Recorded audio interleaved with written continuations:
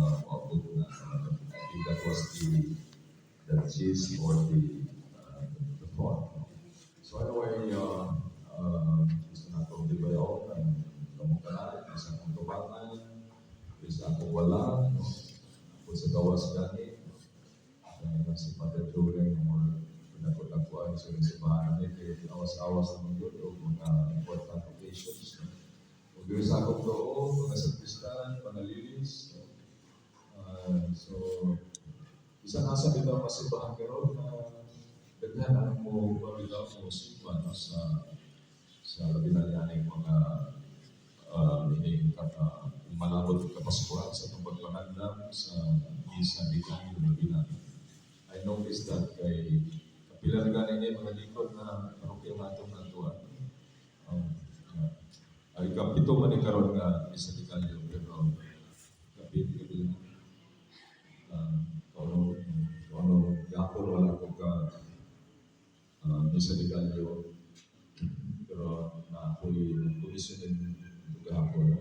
So, karon na siya o kapito na karon nga bunda no. So anyway,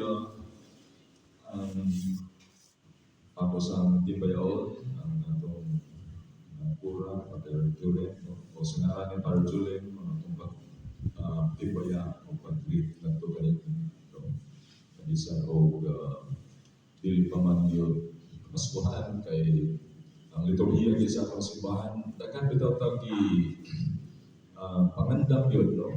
Magtapos sa atong Ginoo. Ang Ginoo na nagpakatao, that's really for us, no? Very grasya, grace, no? Ang Diyos na pagkatao na nga, di ba, nagsugod ng pangandam sa Sundays of Advent, o karon gani, kaupat na yun, no? Iabot na kita sa ating kungkayan, no? Yung idasunan pagin nato aning mga nobina, bisa di kalyo, kung na siya, 9 days na siya, 4 to 5. Kaya ang purpose ko sa mga misa di kalyo, nobina na siya in honor of Mama Mary. Kaya si Mama Mary, una itong model, no? Model siya. So, siya ang makausalo, o masinulundon, no? Pinamalang sa kabubot sa Diyos. So, I would just like to say that right away. Si Mama Mary, siya natimban sa katinulanon, masinulundon, o matuubon. She walked by faith, not by sight, not by reason alone. So, that is the line that we want to emphasize ng atong modelo. Of course, ang atong Ginoo nga naa sa kanunay. By the way, naaramatay atong kanunay na anda nung magpugi ito bila nagsimbang sa dekalyo kay ang atong mga wish, ang atong mga ipangandoy. Kung sa atong personal na pagkatao, siguro tungkol kay naaman ang Diyos. Ang Diyos na pagkatao. So we can expect He will always be there for us. Amen? Amen. More simple sa dekalyo yun kay mga nasa na mga ipakayo, i-expect, ibuha. At ang labing nindot gasa na ang Ginoo pagkatao diya sa atong kasing-kasing dili lamang sa kasunan sa Belen. Sa atong unang pagbasa mga kaigsunan sa ni Propeta Micah. So una na ko ning nalugod si Micah karon sa ikapitong adlaw. Kini si Prophet Micah sa propeta sa 8th century, di ba ka 8th century before Christ pa. So, ito kaya nagayo, no?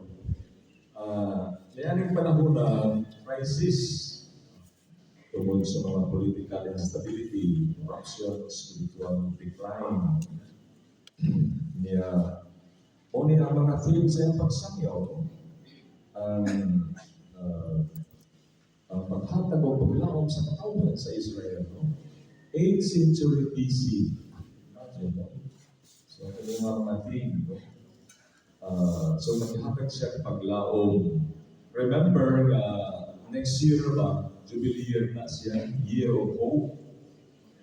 Ay, pamanay katayo ako Francis na o galing na mag-open daw, fully doors, usahan ng tutan. Kaya ron na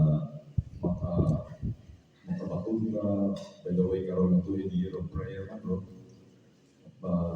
Bago ito masulod sa 25 na makuha nito na ito, mabago ang atong pagtuo, atong kasing-kasing, o napay mga formula yan. No? I was just trying to tell you na year of hope by next year. So, dili pa lang daan, balik